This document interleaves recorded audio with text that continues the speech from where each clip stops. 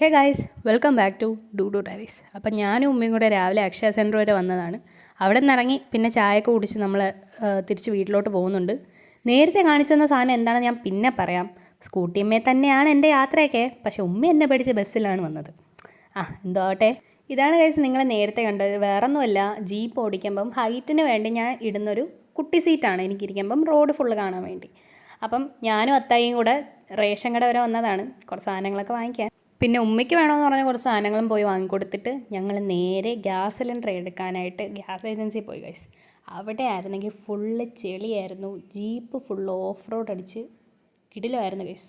പൊളി എക്സ്പീരിയൻസ് ആയിരുന്നു. ജീപ്പിൻ്റെ ഒരു പ്രത്യേകത എന്താണെന്ന് വെച്ചാൽ നമ്മൾ ആ സൈഡിൽ ഇരുന്ന് കാഴ്ചകൾ കാണുന്നതിനെക്കാട്ടിലും കഷ്ടപ്പാടും അതുപോലെ തന്നെ ഫണ്ണുമാണ് ജീപ്പ് ഓടിക്കുമ്പോഴും. അതെന്ന് പറയുമ്പോൾ അത് വേറെ തന്നെ ഒരു ഫീലിംഗ് ആണ്.